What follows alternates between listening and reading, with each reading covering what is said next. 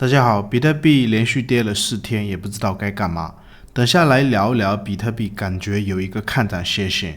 但是短期机构确实在卖出。那这里还会跌吗？或者是下跌的底部会在哪里？如果真的有跌，我是感觉可能是为了后面更好的上涨。反正利润我还是继续在 HODL。等下来分享几张图表里面的知识。国语和烂感谢点赞，或者新粉丝也可以加入我们 Discord 群。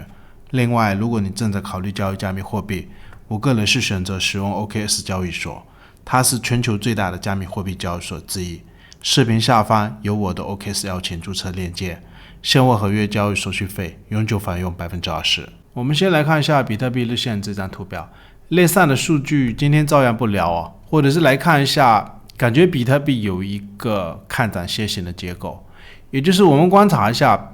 一个高点、两个高点，或者是这几个高点可以连成一条下降的趋势线，然后几个下跌的低点，价格是更低。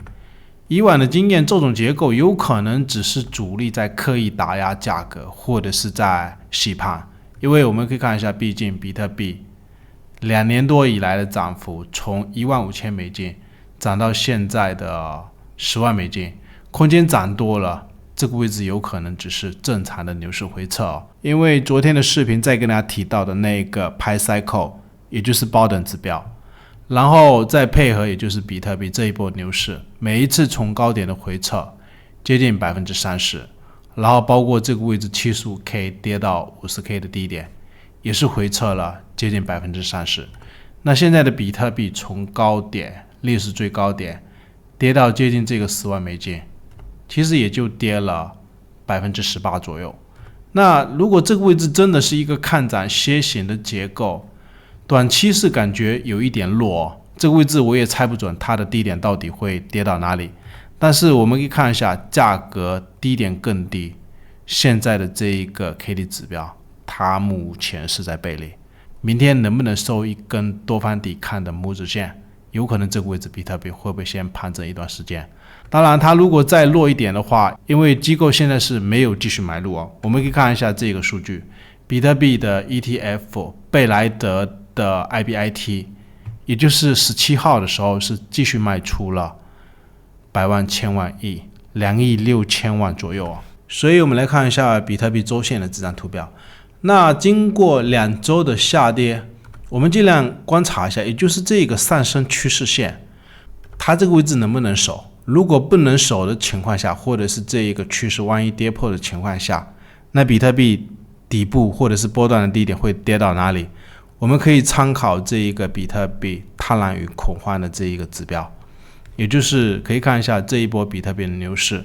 比如说从 15K 开始的低点，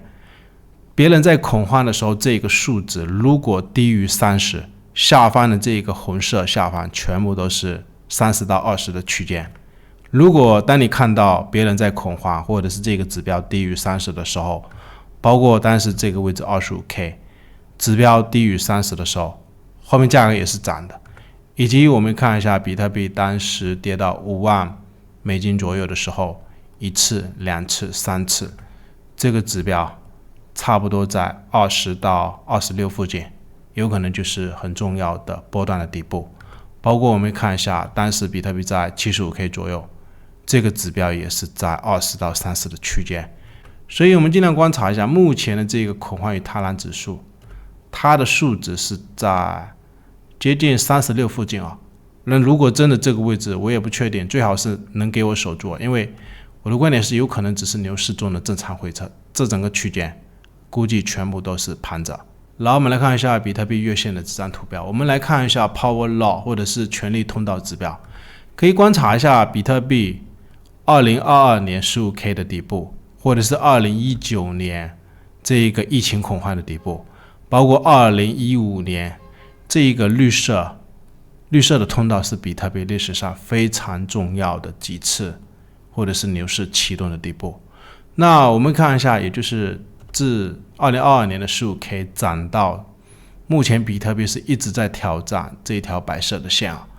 我们可以看一下，比如说比特币在2017年5月份左右的时候，也是有1次、2次，或者是这一根 K 线，感觉是要挑战这一条白色的线。但是在2017年7月份的时候，这边月线里面是有一个很长的下跌的灯线，我们可以去计算一下，如果从这个高点到这个低点，灯线的低点，它下跌的幅度，回撤的幅度是接近40%哦，38左右。所以，那我们看一下现在的比特币，它其实涨多了。从月线里面来观察，我的观点是不排除这个位置只是区间的盘整。如果下一步能突破这条白色的线，2020年的时候也是挑战突破这条白色的线，后面比特币，反正这种抛物线上涨是还没有看到。最后感谢大家收看对我们。